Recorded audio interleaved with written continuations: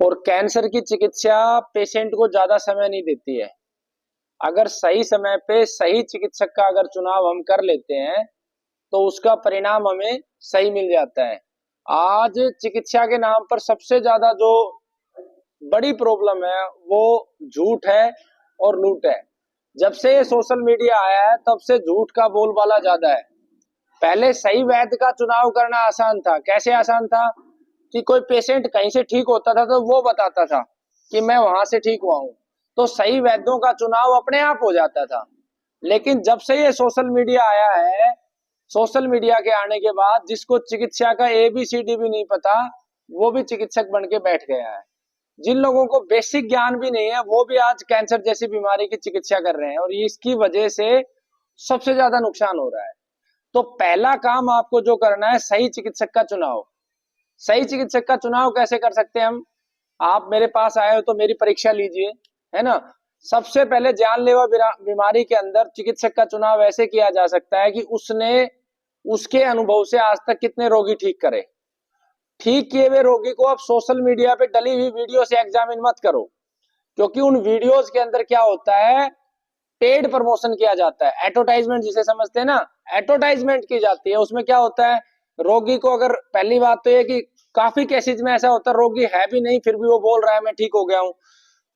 कुछ केसेज में ऐसा होता है कि रोगी को थोड़ा सा इंप्रूवमेंट आया और उसको पत्रकार बढ़ा चढ़ा के प्रस्तुत कर देता है, लेकिन रोगी के मोबाइल नंबर नहीं देगा, रोगी का एड्रेस नहीं देगा, आधार कार्ड नंबर नहीं देगा। तो उससे क्या होगा कि रोगी तो वो भले ही ठीक हुआ नहीं हुआ, ऐसे सैकड़ों वीडियो यूट्यूब पे सोशल मीडिया पे है जो कैंसर की दावा कर रही है कि हमने इस रोगी को ठीक कर दिया और उस रोगी का स्वर्गवास भी हो चुका है, खत्म भी हो चुका है वो रोगी। और भोली भाली जनता उन वीडियो को देख के, क्योंकि उस वीडियो के ऊपर नंबर किसके होते हैं, नंबर होते हैं उस संस्थान के जो उस वीडियो का प्रमोशन करवा रही है। तो मैं दूसरों के लिए ज्यादा नहीं कहूंगा, लेकिन आप मेरे पास आए हो तो सबसे पहले आप मेरे से प्रमाण लो, ठीक है। तो प्रमाण के रूप में आपको 5 बार देश में प्रतियोगिताएं हुई है अलग अलग प्लेटफॉर्म पे, और पांचों बार ही ये गुरुकुल पहले स्थान पर रहा है। सबसे ज्यादा कैंसर रोगियों की रिपोर्ट्स इस गुरुकुल ने रखी हैं। अभी रिसेंट हरिद्वार में पूरे वर्ल्ड का एक्सपो हुआ था आयुर्वेद का, 23 दिसंबर से लेकर 26 दिसंबर तक प्रेमनगर आश्रम में। उसमें एक्सपो के अंदर सभी डॉक्टरों ने अपने अपने ठीक किए रोगी अपनी मार्केटिंग करी थी, मतलब अपने बेस्ट रिजल्ट दिखाए थे। उस एक्सपो में सबसे ज्यादा केस और सबसे ज्यादा क्रोनिक केस इस गुरुकुल के थे। भाई राजीव दीक्षित जी के थे, गोमाता के थे, नंदी महाराज के थे। ये मैंने आपको मोटा मोटा जो पब्लिक में है वो आपको बताया। इसके अलावा जो गुरुकुल के चैनल है उन पे मोबाइल नंबर सहित रोगियों की वीडियो डली है। उसके अलावा आपको एक ये PDF किताब आएगी, जो ग्रुप आपने लिए उसी ग्रुप में PDF किताब आएगी। इसमें 500 से ज्यादा के रिकॉर्ड हैं। ऐसी पुस्तक ये लेटेस्ट ये तो ये आएगी, इससे पहले थी, इसमें भी डिटेल हमने डाली थी। अब इस पुस्तक में 500 से ज्यादा के रिकॉर्ड्स हैं, साथ में वो लोग ठीक कैसे हुए हैं ये भी डिटेल हमने डाली है। कुछ भी यहाँ की दवा और इस किताब में लिखी हुई दवा में नए रिसर्च को छोड़ दूं तो बाकी सेम है। जैसे रिसर्च होता रहता है तो रिसर्च का परिणाम एकदम से किताब में अपलोड नहीं हो सकता, नया वर्जन आएगा तो उसमें नए रिसर्च का परिणाम आएगा। तो पहला प्रमाण ये। दूसरा, आप अगर दीवारों पे देखोगे तो पोस्टर है जिनमें रोगियों ने सहमति दी, वो रोगी के मोबाइल नंबर भी है। और भी आपको ऐसे आज भी कुछ रोगी आए होंगे जो ठीक हुए हैं, आप उनसे भी बात कर सकते हो। शाम तक रुकोगे तो कम से कम 4-5 रोगी आपको मिलेंगे जो यहाँ से ठीक हो चुके हैं। इसके अलावा आप जिस क्षेत्र के हैं, जैसे आप अयोध्या के हैं, तो अब हमने पैटर्न चेंज कर दिया है। 19 मार्च के बाद जो भी रोगी हमारे यहाँ से दवा लेगा उसको पहले 2 दिन का प्रशिक्षण देंगे। उस प्रशिक्षण में वो सीखेगा और उसका एग्जाम देंगे। जब वो एग्जाम पास कर लेगा तब ही उसको हम या तो घर पे दवा बनाए या फिर हमसे दवा ले, लेकिन वो एग्जाम पास करना मैंडेटरी होगा, क्योंकि हम ये चाहते हैं कि हमारे जो रिजल्ट है वो 100% हो। हमारे पास जो रोगी आए वो 100% ठीक होके जाए।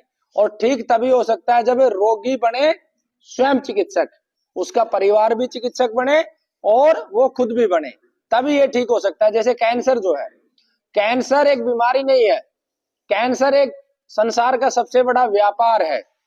देखिए पहले पैसा कमाया जाता था, मेहनत करते थे, कोई कोई उद्योग लगाता था, किसान अनाज उगाता था, शिक्षक पढ़ा के कमाता था। आज कुबुद्धि का इस्तेमाल किया जाता है और उस कुबुद्धि का परिणाम है कैंसर। जैसे बड़ी बड़ी जो फार्मा इंडस्ट्री है वो ऐसी चीजों को आपको सप्लाई करती है, मेडिकल माफिया कहें, उद्योगपति कहें, पूंजीपति कहें, उद्योगपति कहना तो सही नहीं होगा, लेकिन जो सिर्फ पैसा कमाना चाहते हैं ऐसे लोग जानबूझकर ऐसी चीजें बाजार में लेके आते हैं जिससे बीमारी बढ़ती है। तो पहले आपने चिकित्सक का चुनाव कर लिया, मेरे दरवाजे तक आ गए तो आपने चुनाव मेरा कर लिया है, मैंने आपको मेरे तथ्य रखे हैं, आप मुझसे और भी सवाल कर सकते हैं, आप ओपन हैं, ठीक है। पहला चुनाव आपको ये करना है। दूसरा जो जरूरी है, अब मेरे पास आ गए तो मेरा क्या प्रोटोकॉल है, मेरे पास जो रोगी 100% मेरी बात मानता है, मेरी मतलब इस संस्था की, राजीव दीक्षित गुरुकुल की, वो 100% परिणाम लेता है, और जो 1% भी छोड़ देता है उसको परिणाम इतने ही कम हो जाते हैं। 1% कम किया तो मतलब आपको 10% का नुकसान हो गया, और 10% किया तो आपका 100% का नुकसान हो गया। सबसे पहले हमें बीमारी के कारण को समझना है। बीमारी के कारण इस बोर्ड पे लिखे हुए हैं, समराइज करके मैं बता देता हूं। हमारा शरीर 5 तत्वों से बना है, अगर ये पांचों तत्व शुद्ध हैं तो आप स्वस्थ हैं। 5 तत्व कौन से हैं? जल, जमीन, आकाश, अग्नि, वायु। सबसे ज्यादा हमारे शरीर में जल है 70% से ज्यादा, 12% पृथ्वी है, आकाश वायु 6%, अग्नि लगभग 4% के आसपास। इस तरीके से हमारा शरीर बना है। अब जल क्या है? जो आप पानी पीते हैं वो भी जल है, लस्सी भी जल है, दूध भी जल है, कच्ची सब्जियों में जो पानी का तत्व है वो भी जल है। ये सारा जल हम शुद्ध रूप में लेंगे तो 72% हिस्सा हमारा क्या हो जाएगा? ठीक। अब मान लो आप खीरा खा रहे हो लेकिन वो पेस्टिसाइड से बनाया हुआ है, यूरिया डीएपी डाला हुआ है, तो जल क्या हो जाएगा? उससे अशुद्ध हो जाएगा। पृथ्वी क्या है? जो भी चीज ठोस आधार लेती है वो पृथ्वी है। जैसे दूध है, दूध में जल भी है और पृथ्वी भी है। कैसे पता करेंगे? किसी भी तरल पदार्थ को अग्नि के संपर्क में लाएंगे, अंत में अगर शून्य हो जाता है तो मतलब है केवल जल है, और अगर अंत में कुछ सॉलिड बनता है तो मतलब जल और पृथ्वी था। जल तो वाष्पीकृत होकर उड़ गया और पृथ्वी बच गई। तो दूध को जब हम गर्म करते तो लास्ट में क्या बच जाता है? खोआ, बर्फी बनते हैं जिससे। तो इसका मतलब दूध में क्या है? जल भी है और पृथ्वी भी है। ऐसे ही जितने भी तत्व भोजन के हैं उनमें पांचों चीजें होती है। हर एक पदार्थ में, लस्सी में भी 5 चीज है, गोमूत्र में भी 5 चीज है, लेकिन प्रधानता किसकी है? जैसे पानी में पूर्ण रूप से प्रधानता पानी की है, ठीक है। लौंग के अंदर पूर्ण रूप से प्रधानता अग्नि की है, मिर्च के अंदर अग्नि की है, और पांचों ही चीजें हमारे शरीर के लिए जरूरी है। तो पांचों तत्वों को अशुद्ध होने के कारण कैंसर हो रहा है। अब अशुद्ध कैसे किया दुष्टों ने? सबसे पहले हमारे देश में लेके आए यूरिया डीएपी पेस्टिसाइड। क्या कहा गया कि इससे ज्यादा उत्पादन होगा। इससे ज्यादा उत्पादन होता है? नहीं होता है। क्यों नहीं होता है? भारत की आबादी पिछले 60 वर्षों में 3 गुना बढ़ी है। सहमत हो इस बात से? तो तथ्य है। लेकिन भारत के लोगों की खुराक 10 गुना घटी है। आप बाबा बैठे हैं या और जो 70 साल से पुराना बुजुर्ग है, पहले रोटी इतनी मोटी बनती थी और आज रोटी ऐसे कागज के टुकड़े की तरह बन रही है। पहले के मानस 5-5, 7-7, 10-10 रोटी खाते थे, इतनी मोटी मोटी। तो 10 गुना खुराक थी, तो पैदा कहां से हो रहा था? कहां से आ रहा था? इसका मतलब हमारे यहाँ पर गाय नंदी के माध्यम से जो खेती होती थी, उसके गोबर और गोमूत्र से जो खेती होती थी, उसमें पर्याप्त मात्रा में उत्पादन होता था। जब भी जिसको जो बेचना होता है वो पहले वाले की क्या करेगा? बुराई। अंग्रेज जब भारत में आए तो उन्हें देखा कि हर गांव में गुड़ की वो लगी हुई है, भट्टियां, शुद्ध गुड़ बन रहा है, तो उन्होंने गुड़ की बुराई करनी शुरू करी। कैसे शुरू करी? बोले इसमें तो मक्खी मर जाती है, इसमें सफाई नहीं है, इसमें ये हाइजेनिक नहीं है, फलाना नहीं है, ढिमकाना नहीं है, और कर करके आपको क्या दे दिया? चीनी। अब चीनी बीमारी की जड़ है। कैसे देखोगे? गुड़ का पानी पेट में डाल लो तुलसी जी में, और एक में चीनी का डाल लो, आप देख लो कौन सा तरक्की करेगा और कौन सा मरेगा। तो चीनी नुकसानदायक है हमारे शरीर के लिए, है नहीं, ये बीमारी का कारण है। हमारे पूर्वज आटा अपने हाथ से चक्की से पीसते थे, फिर बाद में थोड़ा मॉडर्न हुए तो घर पे चक्की आ गई, फिर बाद में थोड़ा और अपग्रेड हुए तो पड़ोस में हर मोहल्ले में एक चक्की हो गई, गांव में चक्की, अब घर घर में चक्की पीसने के लिए आती है। चक्की पीसने तक ठीक है, लेकिन जो ज्यादा मॉडर्न हो गए कि हम गेहूं साफ नहीं करेंगे, गेहूं धोएंगे नहीं, जो धोएंगे नहीं, उन्होंने टेलीविजन देखा और उन्होंने कहा कि हम तो फलाना कंपनी का आटा लेके आएंगे, इसकी पैकिंग बहुत तगड़ी है, ये सबसे अच्छा है, क्योंकि इसको किसने बेच दिया, इसको तेंदुलकर बोल रहा है, इसको माधुरी दीक्षित बोल रही है, इसलिए हम इसे खरीदेंगे। देखो, जो भी एडवर्टाइजमेंट करता है उसको मिलता क्या है, पैसा। फेयर एंड लवली से कोई कभी गोरा नहीं हो सकता है, लेकिन उसका घर भर जाएगा जो ये कहेगी फेयर एंड लवली लगाओ। जो टेलीविजन दिखाएगा उसका घर भर जाएगा, क्योंकि उसको भी पैसा मिलेगा, और जिसका माल बिकेगा उसका भी घर भर जाएगा। लुट कौन जाएगा, जो उसको देख के अपने घर ले आएगा वो लुटेगा। तो इसी तरीके से आपने ये जितनी कंपनियां, इनका जो पैकेट का आटा आता है, ये सीधा सीधा विष है। इसका कारण है, पिसे हुए आटे को 2 महीने घर में रख के देखो, उसमें कीड़े पड़ जाएंगे, 2 नहीं तो 3 में पड़ जाएंगे, लेकिन पड़ेंगे। लेकिन पैकेट वाले में 6-6 महीने नहीं पड़ रहे, तो क्यों? क्योंकि उसके अंदर धीमा जहर मिला दिया गया है, जो आप लोगों को मारेगा। मारने का अर्थ नहीं है कि आज ही खाया आज ही मर गए। धीमा जहर होता है, धीरे धीरे आपको बीमार करता है। अब आटा आपको पैकेट का नहीं लेके आना, घर पे पीसना, ये बीमारी का कारण है। नमक, भारत में सेंधा नमक होता था, काला नमक होता था, वो नमक श्रेष्ठ था बीमारियों को। अब जो ये नमक आ गया आयोडीन के नाम पे, पहले तो ये समुद्र के पानी को सुखा के बनाया जाता है। समुद्र में माइक्रो लेवल पर प्लास्टिक है। प्लास्टिक दुनिया में बीमारी का सबसे बड़ा कारण है। अब जो ये माइक्रो लेवल पर प्लास्टिक है, ये जो प्लास्टिक है ये नमक के माध्यम से सूख के आ जाएगा, ठीक है।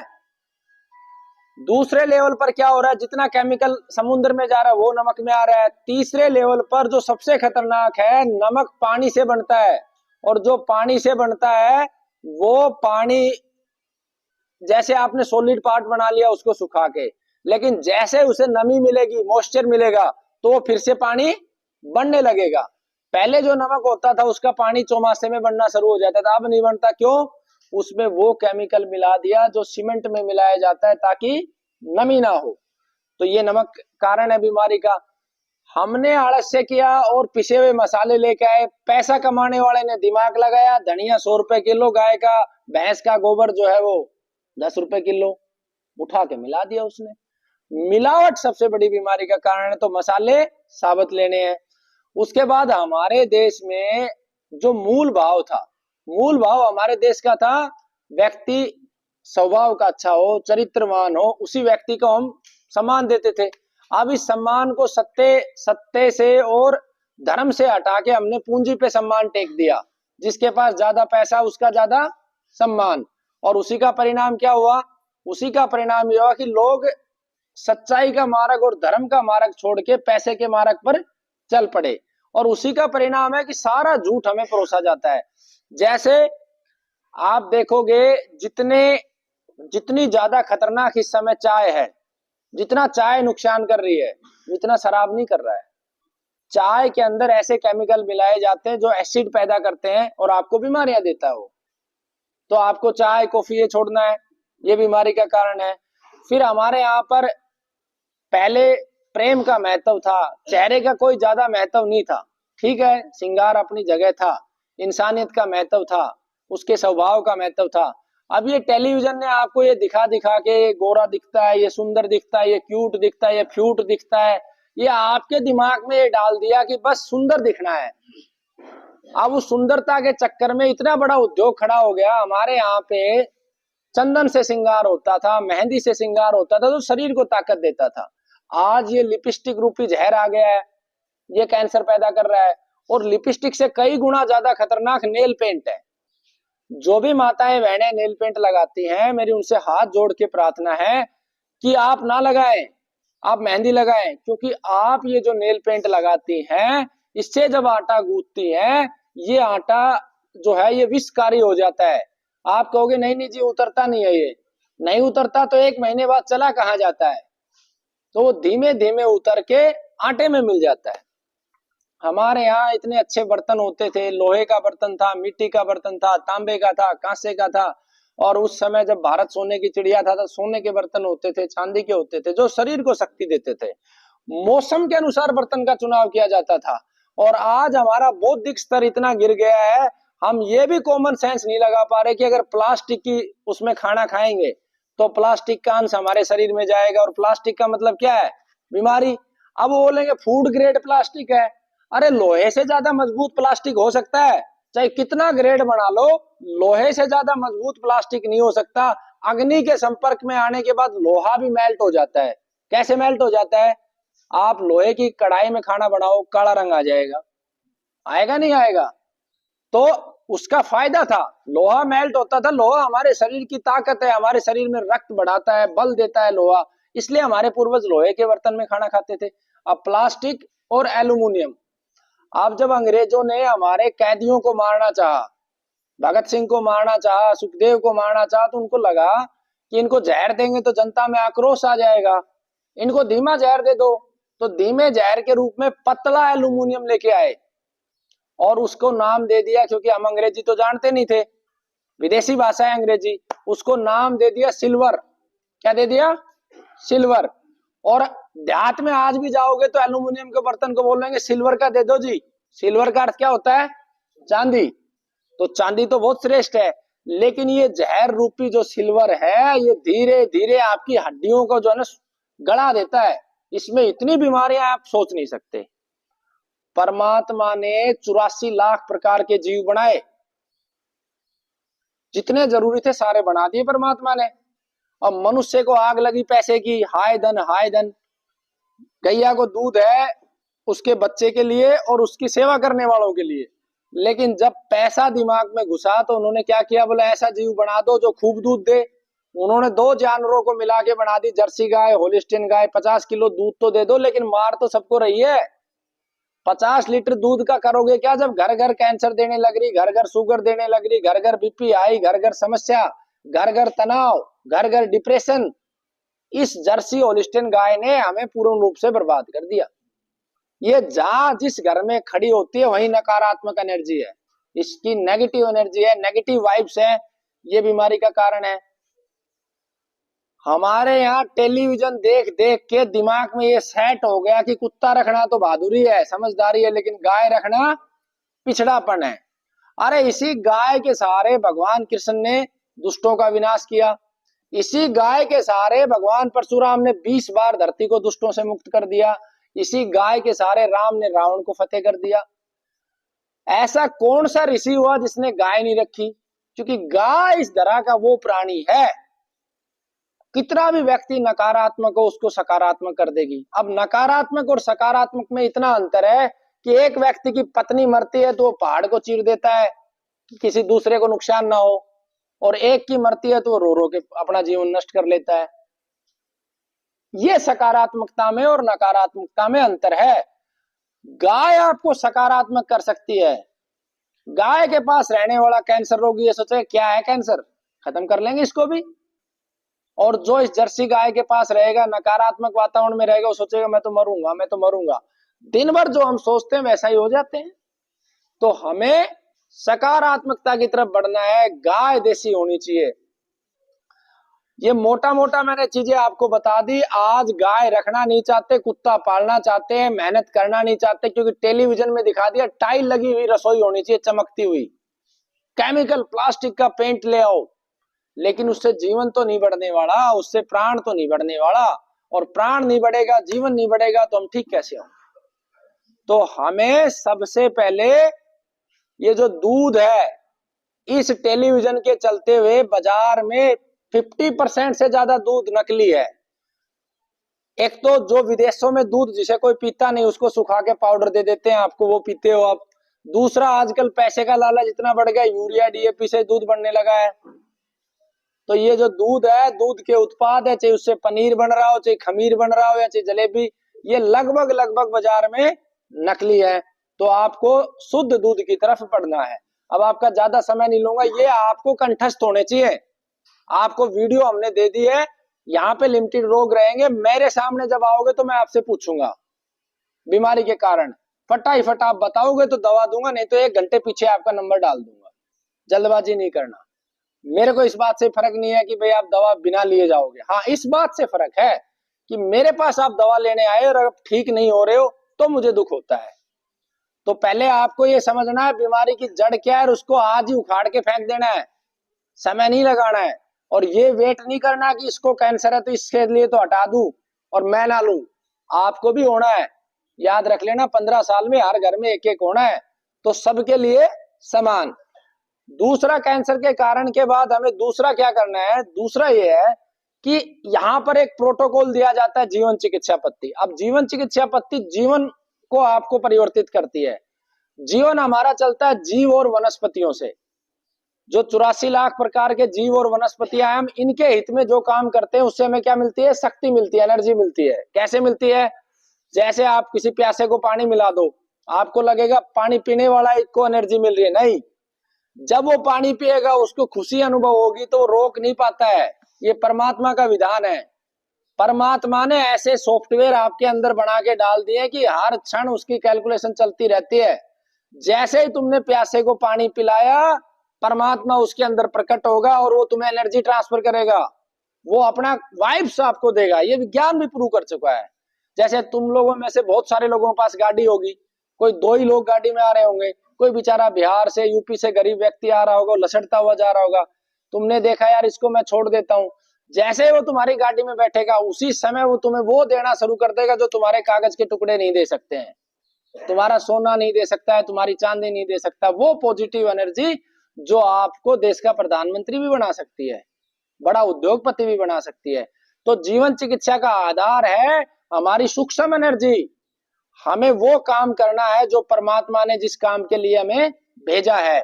और परमात्मा को सबसे प्यारा उसकी संतान, और उसकी संतान कौन? 84 लाख प्रकार के जीव जंतु। उन जीव जंतुओं में से सबसे ज्यादा दुखी कौन? सबसे ज्यादा दुखी वो जीव जिनके हाथ में अपना स्वतंत्र जीवन नहीं है। जैसे बछड़े हैं, अब बछड़ों के हाथ में नहीं है, उनके हिस्से की जमीन हम खा गए, उनके हिस्से के जंगल हम खा गए। अब वो हमें दिखाई देता है तो हम लठ लेके उसके पीछे हो लेते हैं। तो ऐसे जीव जो ये पक्षी हैं, कबूतर है, मोर है, इनके लिए हमें काम करना है। पेड़ों के लिए हमें काम करना है। कोई दुखी मनुष्य है तो उसके लिए हमें काम करना है, इससे हमें एनर्जी बढ़ेगी। तो इसका पूरा एक प्रोटोकॉल की 23-24 वीडियो है जो आपको ग्रुप दिया है, उसमें सूक्ष्म एनर्जी कैसे बढ़ानी है वो आपको याद होना चाहिए। उसके बाद उसके अंदर दिनचर्या के बारे में बताया है, ऋतुचर्या के बारे में बताया, मौसम विरुद्ध आहार नहीं करना है। जैसे सर्दी में आप पियोगे ठंडी ठंडी जो है लस्सी तो वो नुकसान करेगी, आप गर्मी के अंदर गुड़ खाओगे तो वो भी नुकसान करेगा, गर्मी में बाजरा खाओगे क्योंकि वो गर्म है। तो ये सारी चीजें उन वीडियोस में बताई हुई है।